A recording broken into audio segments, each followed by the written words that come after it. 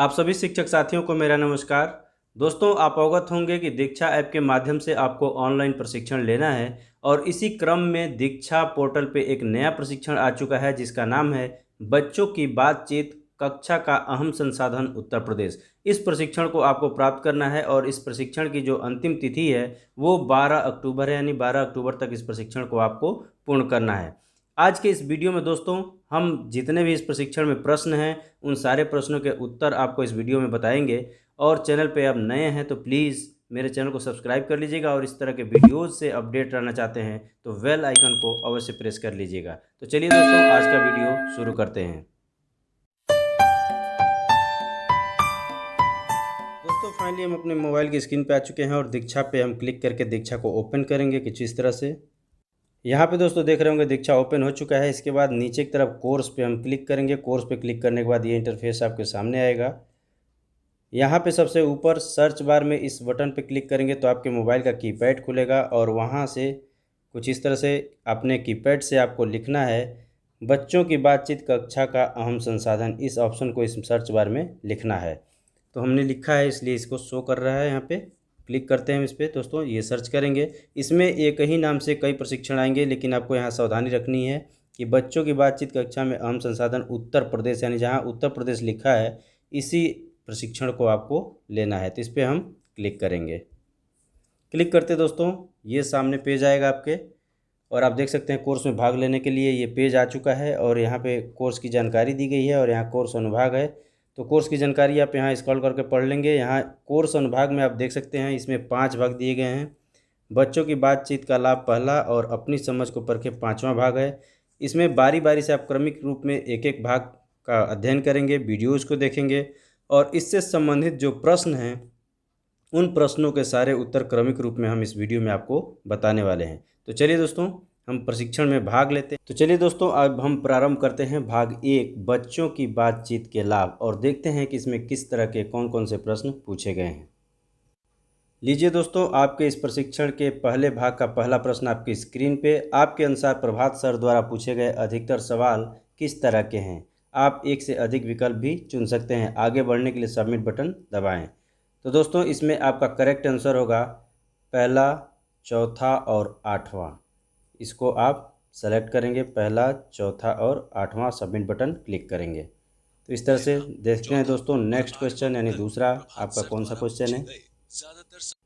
ये रहा इस भाग का दूसरा प्रश्न। दोस्तों आपके अनुसार इस तरह के प्रश्नों से बच्चों में किस तरह के कौशल का विकास हो सकता है? आप एक से अधिक विकल्प भी चुन सकते हैं। तो दोस्तों आपका इसमें करेक्ट आंसर होगा वो होगा चौथा और छठा। इन दोनों को आप सेलेक्ट करेंगे और सबमिट बटन पे क्लिक करेंगे। नेक्स्ट क्वेश्चन देखते हैं दोस्तों। सिर्फ पाठ में से उत्तर खोजने या इस पाठ का तीसरा प्रश्न है दोस्तों, प्रभात सर के पढ़ाने के इस तरीके के बारे में आपकी क्या राय है? आप एक से अधिक विकल्प चुन सकते हैं। तो दोस्तों आपका इसमें करेक्ट आंसर मात्र एक होगा, पहले नंबर का, प्रभात सर के पढ़ाने का तरीका आम है। नेक्स्ट क्वेश्चन देखते हैं दोस्तों, सबमिट करेंगे यहाँ पे सेलेक्ट करके। प्रभात सर के पढ़ाने का तरीका आम है। इस क्वेश्चन में दोस्तों प्रभात सर के पढ़ाने के तरीके के बारे में बात की गई है और उसमें विभिन्न कारण यहाँ पे दिए गए हैं कि तरीके उनके क्या क्या हैं। तो आप उससे कितना सहमत हैं नहीं हैं, थोड़े सहमत हैं, इन सारे विकल्प दिए गए हैं। लेकिन ज़्यादा उपयुक्त विकल्प चौथा लग रहा है, बिल्कुल भी सहमत नहीं है। तो इसको सेलेक्ट करके और सबमिट कर देंगे। नेक्स्ट क्वेश्चन दोस्तों आप वीडियो देख रहे होंगे तो आपको समझ में आ रहा होगा, जस्ट इसके पहले एक वीडियो है, उसी वीडियो पर आधारित है ये प्रश्न। और इसमें पूछा गया है कि कक्षा की इस वीडियो में बच्चों की बातचीत के बारे में क्या कहना सही रहेगा? आप एक से अधिक विकल्प चुन सकते हैं। तो दोस्तों इस वीडियो के संदर्भ में दूसरा और तीसरा विकल्प आपका सही होगा। इसको सेलेक्ट करके और सबमिट बटन पे क्लिक करेंगे। नेक्स्ट क्वेश्चन दोस्तों, दूसरा और तीसरा विकल्प इस भाग का छठा क्वेश्चन है दोस्तों, सोचिए और चुनिए बच्चे कब खुश और विश्वास से भरा महसूस करते हैं? आप एक से अधिक विकल्प चुन सकते हैं। इसमें दोस्तों सभी विकल्प इसके सही होंगे। इस तरह से सभी विकल्पों का हम चयन इसमें करके सबमिट बटन पे क्लिक कर देंगे। अगला प्रश्न देखते हैं दोस्तों, 7वां। इस प्रश्न में दोस्तों सही शब्द को चित्र के साथ जोड़ने की कोशिश करिए। इसमें विदेशी भाषा के शब्द दिए गए हैं, आप देख सकते हैं यहाँ पे। यहाँ विदेशी भाषा के शब्द हैं और इसमें मैच करना है तो डॉग सबसे ऊपर जाएगा, बच्चा बीच में आएगा और बाउल सबसे नीचे आएगा। तो इसे ड्रैग करके लेते आएंगे यथास्थिति, यानी यहाँ डॉग को ड्रैग करके ऊपर लाए, उंगलियों से प्रेस करके बच्चे को बीच में और बाउल को यहाँ पे लगाएंगे और सबमिट बटन पे क्लिक करेंगे तो आपका आंसर सही हो जाएगा। चलिए दोस्तों नेक्स्ट क्वेश्चन देखते हैं। दोस्तों पहले पार्ट का 8वां और ये लास्ट प्रश्न होगा, इस तरह से पढ़ाने में क्या फ़ायदा है, आप एक से अधिक विकल्प चुन सकते हैं। तो इसमें दोस्तों 4 विकल्प हैं और इसमें चारों विकल्प ही सही हैं, यानी सभी विकल्प पे आपको सेलेक्ट करना होगा और सबमिट बटन को क्लिक कर देंगे। तो इस तरह से दोस्तों भाग 1 यहाँ पे समाप्त होता है। अब यहाँ से बाहर जाने के लिए जो बैक बटन की बात कर रहा है, तो यहाँ लेफ्ट कॉर्नर में जो 3 लाइन आपको दिख रही है इस पर आप क्लिक करेंगे। क्लिक करने के बाद यहाँ ऑप्शन मिल जाता है आपको एग्जिट का, यहाँ से अगर एग्जिट होते हैं तो ये बेहतर होगा। तो यहाँ से हम एग्जिट होंगे और पुनः दूसरे भाग को क्लिक करके और उसको प्रारंभ करेंगे। तो चलिए दूसरे भाग में देखते हैं कौन कौन से क्वेश्चन पूछे गए हैं। दोस्तों अब हम आ गए हैं पार्ट 2 में, यानी भाग 2 इस प्रशिक्षण का, और शिक्षक के बातों की प्रकृति और भूमिका इस पार्ट 2 में है। तो चलिए इसमें देखते हैं कौन कौन से क्वेश्चन पूछे गए हैं। ये रहा दोस्तों पार्ट 2 का पहला प्रश्न, कक्षा में बच्चों द्वारा की गई बातचीत के बारे में क्या कहना सही रहेगा। नीचे दिए गए विकल्पों में से उचित विकल्प चुनिए। आगे बढ़ने के लिए सबमिट बटन दबाएं। चलिए दोस्तों इसमें आपका करेक्ट आंसर हो जाएगा 1, 3 एंड 4। इसको आप सेलेक्ट करके सबमिट बटन को क्लिक करेंगे। चलिए देखते हैं नेक्स्ट क्वेश्चन। ये आपकी स्क्रीन पर कुछ प्रश्न दिए जा रहे हैं, प्रश्नों को सही तालिका में ड्रैग करके सबमिट बटन दबाएं। तो दोस्तों आप देख सकते हैं यहाँ पे 2 तालिकाएं दी गई, याद करके बताने वाले प्रश्न और यहाँ सोच कर बताने वाले प्रश्न। तो इस तरह से दोनों में ये 2 तालिकाएं हैं, इसमें से सोचने वाले और याद करने वाले प्रश्नों को ड्रैग करके और तालिका में संबंधित तालिका में उसे सेट करना है। तो दोस्तों यहाँ पे देखिए याद करने वाले प्रश्न कौन कौन से होंगे, सबसे पहले हम इसी को देख लेते हैं। तो इसमें शेर कहाँ रहता है, यहाँ पे दिया है शेर कहाँ रहता है, याद करने वाला है, तो इसे ड्रैग करके इस कॉलम में ले आएंगे याद करने वाले भी प्रश्न। इसके अलावा दोस्तों क्या रामू को अपने दोस्त का सामान बिना पूछे लेना चाहिए था, ये भी याद करने वाला है। इसके अलावा देखिए हाथी खाने में क्या क्या खाता है, ये भी याद करने वाला। तीनों को ड्रैग करके इस कॉलम में लाएंगे, शेष को इस कॉलम में सेट कर देंगे। तो चलिए शेर कहाँ रहता है याद करने वाला है, रामू को अपने दोस्त ये भी याद करने वाला है, और हाथी खाने में क्या क्या खाता है ये भी याद करने वाली बातें हैं। लेकिन शेर गुफा में क्यों रहता होगा, ये सोचने वाली बात है। अगर तुम रामू की जगह होते तो तुम क्या करते, ये भी सोचने वाली बात है। और ये थर्ड, क्या तुम मुझे जीवित और अजीवित वस्तुओं के बीच का अंतर उदाहरण सहित समझा सकते हो, ये भी सोचने वाली बात है। तो इसको सेट करके दोस्तों इसके बाद सबमिट बटन पे क्लिक कर देंगे। चलिए दोस्तों देखते हैं नेक्स्ट क्वेश्चन। कक्षा में पूछे जाने वाले सवाल ऐसे होने चाहिए जो बच्चों को, आप एक से अधिक विकल्प का चयन कर सकते हैं। तो यहाँ पे आप देख सकते हैं दोस्तों 1, 3 और 4 विकल्प यहाँ पे सेलेक्ट करना होगा आपको। First, third and fourth submit button पे क्लिक करेंगे, ये आपका करेक्ट आंसर होगा। नेक्स्ट क्वेश्चन दोस्तों देखते हैं। दोस्तों ये इस पार्ट का लास्ट क्वेश्चन था जो आपने अभी हल किया। यह सेक्शन समाप्त हुआ। अगले सेक्शन को देखने के लिए अपने फ़ोन का पिछला बटन दबाएं। तो फिर 3 डॉट के माध्यम से पिछला जाएंगे और फिर पार्ट 3 को क्लिक करके ओपन करके आएंगे। तो चलिए देखते हैं पार्ट 3 में कौन कौन से प्रश्न पूछे गए हैं। दोस्तों अब हम आ चुके हैं पार्ट 3 में, और भाग 3 जो आपका है वो है बच्चों की बातें। तो चलिए इसमें देखते हैं कौन कौन से प्रश्न पूछे जाते हैं। पार्ट 3 का पहला प्रश्न है दोस्तों, कक्षा में बच्चों द्वारा की गई बातचीत के बारे में क्या कहना सही रहेगा। शिक्षक ने किस तरह उनकी बातचीत और अभिव्यक्ति को प्रोत्साहन दिया। इसमें दोस्तों 4 विकल्प हैं और इसमें चारों ही विकल्प आपके सही होंगे। तो चारों को सेलेक्ट करके और सबमिट बटन पे क्लिक कर देंगे। तो चलिए दोस्तों नेक्स्ट क्वेश्चन देखते हैं। बच्चों के इस तरह की बातचीत को शामिल करने के बारे में आपके क्या विचार हैं, आप एक से अधिक विकल्प चुन सकते हैं। तो दोस्तों इस प्रश्न में आपका जो करेक्ट आंसर होगा वो होगा 1, 3, 5 और 6, यानी इनको सेलेक्ट करके 1, 3, 5 और 6 और सबमिट बटन पे क्लिक कर देंगे तो आपका करेक्ट आंसर सबमिट हो जाएगा। चलिए दोस्तों देखते हैं, ये भाग 3 का लास्ट क्वेश्चन है। आपके अनुसार इन दोनों उदाहरणों में शिक्षिका और बच्चों के बातचीत के बीच क्या समानता है? आप एक से अधिक विकल्प चुन सकते हैं। तो दोस्तों आपका करेक्ट जो आंसर होगा वो दूसरा, तीसरा और चौथा, दूसरा, तीसरा और चौथा। तो इस तरह से आप तीनों विकल्पों का चयन करेंगे और सबमिट बटन को क्लिक करेंगे। दोनों ही उदाहरणों में दूसरी, तीसरी और चौथी बातें देखी जा सकती हैं। तो दोस्तों यहाँ पे पार्ट 3 समाप्त हो चुका है। अब चलिए हम ठीक उसी प्रकार से चलते हैं पार्ट 4 की तरफ और देखते हैं कि कौन से क्वेश्चन पार्ट 4 में पूछे गए हैं। दोस्तों ये रहा पार्ट 4। आप देख सकते हैं कक्षा में बच्चों की बातें। तो चलिए देखते हैं इसमें कौन से प्रश्न आप देख सकते हैं। 2 पार्ट दिया गया है, एक तरफ समूह दिया गया है, एक तरफ आधार दिया गया है। तो आपको आधार की तरफ जो ये वाक्य लिखे हैं इनको संबंधित समूह के नीचे यहाँ पे शिफ्ट करना है, यहाँ पे लेके ड्रैग करके उंगली से और शिफ्ट करना है। तो दोस्तों हम बताते हैं किसमें कौन सा आएगा। मिश्रित क्षमताओं पर आधारित समूह जो सेकंड नंबर पे आपको दिख रहा है ये आएगा फर्स्ट वाले में, इसके साथ यहाँ पे ड्रैग करके रखेंगे। सेकंड वाले में आएगा लास्ट वाला जो है मिश्रित रुचि पर आधारित समूह, ये सेकंड ऑप्शन में आ जाएगा, सेकंड समूह में। और अब आपका बचता है तीसरा वाला, तो खास काम पर आधारित समूह ये तीसरे वाले में आ जाएगा। और जो शेष बचता है ये अनियमित या बिना, ये आ जाएगा लास्ट वाले में। और इस तरह से आपका सेटिंग हो गई इसमें। अब इसके बाद आपको सबमिट बटन पे सिंपली क्लिक कर देना है। चलिए दोस्तों देखते हैं नेक्स्ट क्वेश्चन क्या है। इस प्रश्न में दोस्तों यहाँ पे देख सकते हैं अनौपचारिक बातचीत, खोजपूर्ण बातचीत और औपचारिक बातचीत 3 ऑप्शन है। इस पर बारी बारी से आप क्लिक करेंगे तो बारी बारी से इसमें क्वेश्चन पूछे जाएंगे। तो चलिए हम पहले वाले पे क्लिक करते हैं, अनौपचारिक बातचीत। इस पर हमने क्लिक कर दिया है और यहाँ पे आपकी स्क्रीन पे जो सवाल आएगा इसको देखते हैं।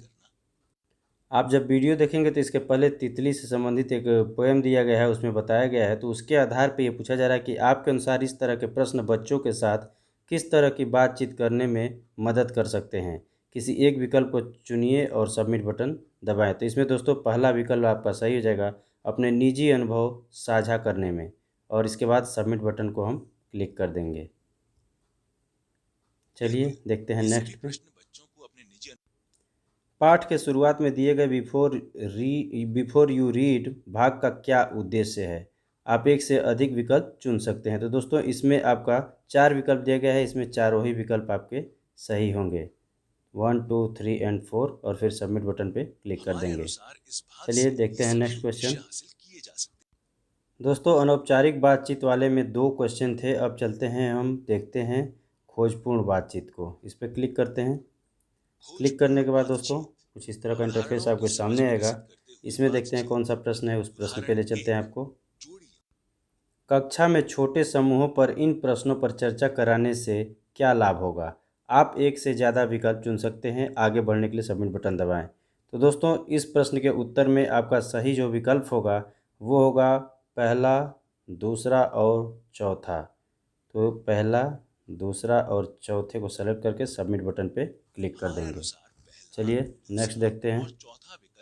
दोस्तों इसमें सिर्फ एक ही प्रश्न था। अब देखते हैं औपचारिक बातचीत में कितने प्रश्न हैं, इस पर क्लिक करेंगे। क्लिक करने के बाद देखते हैं कौन सा क्वेश्चन है।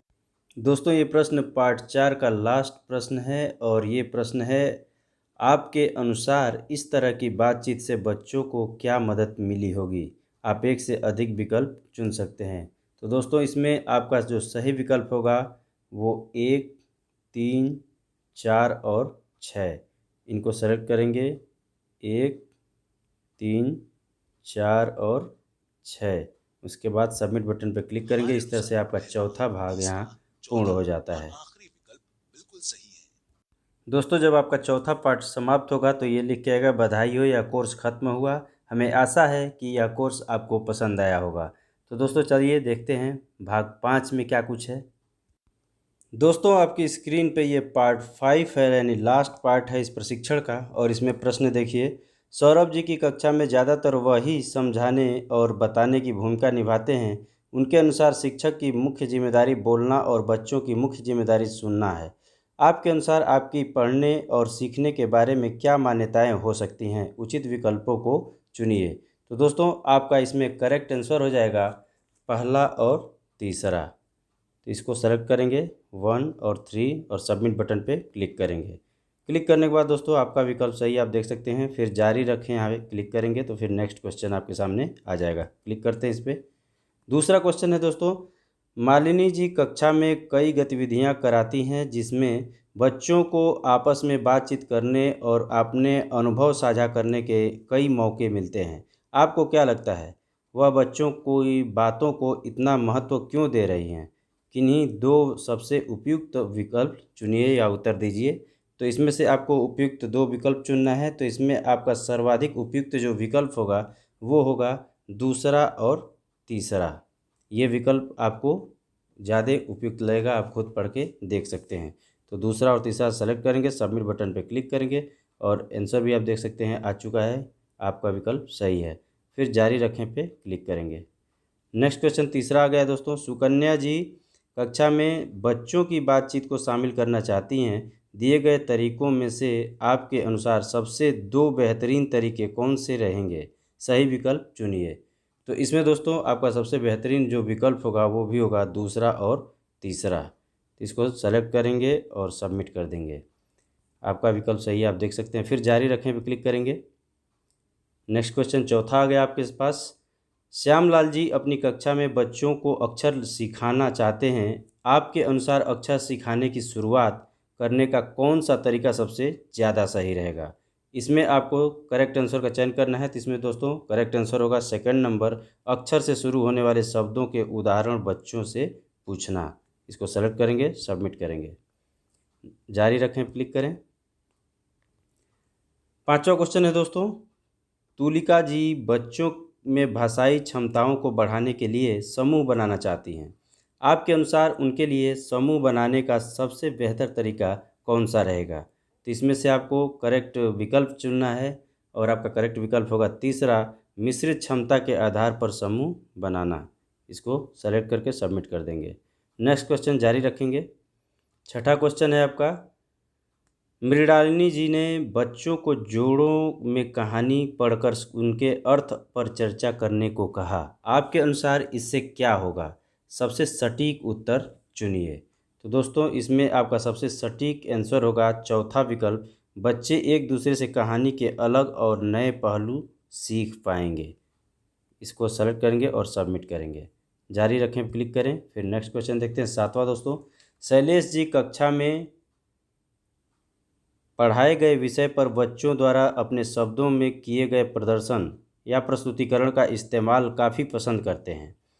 इस तरह के तरीके के क्या फ़ायदे हो सकते हैं? सबसे उचित विकल्प चुनिए। तो सबसे जो उचित विकल्प होगा दोस्तों वो आपको चुनना है इस क्वेश्चन में, और इसमें ज़्यादा उचित हमको लग रहा है दूसरा और तीसरा। आप पढ़ के देख सकते हैं। हम इसको सेलेक्ट करते हैं, 2 और 3, सबमिट करेंगे। यहाँ पे देखिए आपका विकल्प सही है, यानी हमारा अंदाज़ा सही निकला। जारी रखें, क्लिक करेंगे। नेक्स्ट क्वेश्चन आएगा आठवां, बच्चों में खोजपूर्ण बातचीत को बढ़ावा देने के लिए कक्षा में किस तरह के सवाल पूछे जा सकते हैं? उचित विकल्प चुनिए। तो दोस्तों इसमें 4 विकल्प दिए गए हैं और इन चारों विकल्पों में तीसरा और चौथा विकल्प आपका सही होगा। तो इसको सेलेक्ट करेंगे और सबमिट बटन पे क्लिक करेंगे। फिर 9वां प्रश्न आपके सामने आएगा, जारी रखें पे क्लिक करेंगे। तो तुलिका जी ने मोनू के जन्मदिन की योजना पाठ पढ़ाया जिसमें मोनू के सभी दोस्त मिलकर उनके लिए एक पार्टी की योजना बनाते हैं। पाठ को पढ़ाने के बाद उन्होंने बच्चों को समूहों में बांटकर एक बच्चे के जन्मदिन के समारोह की योजना तैयार करने को कहा। सबको समूह में सूची बनानी थी कि जन्मदिन मनाने के लिए क्रम से क्या क्या काम करने पड़ेंगे और साथ ही किस किस सामान की ज़रूरत पड़ेगी। आपके अनुसार इस गतिविधि को कराने से क्या क्या लाभ हो सकते हैं? तो तुलिका जी की इस गतिविधि से क्या लाभ होंगे, इन चारों विकल्पों में से आपको चुनना है। तो इसमें ज़्यादा उपयुक्त लग रहा है पहला और दूसरा। आप इसको पढ़ लीजिएगा, इसको सेलेक्ट करें, फर्स्ट एंड सेकंड, और सबमिट बटन पे क्लिक कर दें। इस तरह से दोस्तों जारी रखें पे क्लिक करेंगे तो और आज का लास्ट क्वेश्चन 10वां क्वेश्चन जो होगा, कुणाल जी 7वीं कक्षा को हिंदी पढ़ाते हैं। आज़ादी पर पाठ पढ़ाने के बाद वह बच्चों को पाठ को अपने अपने तरीके से प्रस्तुत करने को कहते हैं। बच्चों के एक समूह ने जब नाटक के रूप में पाठ को प्रस्तुत करने का फैसला लिया तो कुणाल जी को नाटक में प्रस्तुतिकरण का कुछ खास फ़ायदा समझ नहीं आया। अगर आपको कुणाल जी को नाटक के रूप में पाठ की प्रस्तुति का फ़ायदा समझाना हो तो आप दिए गए तर्कों में कौन सा तर्क इस्तेमाल करेंगे, सबसे बेहतरीन तर्क चुनिए। तो 4 तर्क यहाँ दिए गए हैं और उसमें सबसे जो बेहतरीन तर्क होगा वो आपका तीसरा होगा। नाटक के ज़रिए बच्चे स्वतंत्रता सेनानियों के नज़रिए और आज़ादी की लड़ाई को बेहतर समझेंगे। तो ये थर्ड क्वेश्चन आप लास्ट का थर्ड सबमिट पे क्लिक करेंगे और इस तरह से ये आपका क्वेश्चन सही होता है। फिर जारी रखें पे क्लिक करेंगे और यहाँ पे आपका पूर्ण प्रशिक्षण हो जाता है। इस तरह से सारे क्वेश्चंस आपके यहाँ पे पूर्ण हो चुके हैं। तो दोस्तों कैसा लगा? अगर वीडियो अगर अच्छा लगा हो तो निश्चित रूप से लाइक कीजिएगा, अपने दोस्तों को शेयर कीजिएगा और चैनल पे नए आए हैं तो प्लीज़ मेरे चैनल को सब्सक्राइब कीजिएगा। मिलते हैं नेक्स्ट वीडियो में नेक्स्ट टॉपिक के साथ, तब तक के लिए नमस्कार।